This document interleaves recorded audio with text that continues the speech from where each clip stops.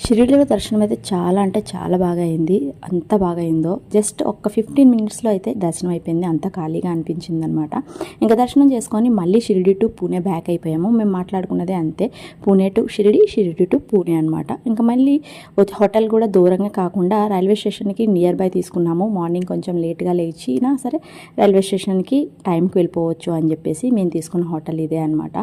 చాలా అంటే చాలా టైర్డ్ అయిపోయాము. మార్నింగే బయలుదేరి ఫుల్ జర్నీ అనమాట. ఇంకా టైం వేస్ట్ చేయకూడదు అని చెప్పేసి ఆ దారిలోనే షిరిడీకి వెళ్ళే దారిలోనే శనిధామ్, మహాగణపతి ఇవన్నీ ఉంటే దర్శనం చేసుకొని వచ్చేసాము. తర్వాత కొంచెం పిల్లలకైతే ఫ్రెష్ చేయించేసి ఏమైనా ఉంటే తినిపిద్దామని వెళ్ళాము. కాకపోతే మన భ్రమ కానీ అసలు ఆ టైంలో ఏముంటాయి, ఏమీ ఉండవు. కాకపోతే పిల్లలకి ఖాళీ కడుపుని పడుకోబెట్టలేం కదా అని చెప్పేసి ఏమైనా ఉంటే తినిపిద్దామని ఆశతో తీసుకొచ్చాం, కానీ అన్నీ క్లోజ్ అనమాట. ఇంకా ఆఖరికి అయితే ఈ ఐస్ క్రీమ్ షాప్ ఒక్కటి కనిపించింది. సరే ఐస్ క్రీమ్ అయినా తినిపిద్దామని చెప్పేసి ఇంకా ఆ నైట్కి అలా ముగించేసాం. For more video subscribe my channel.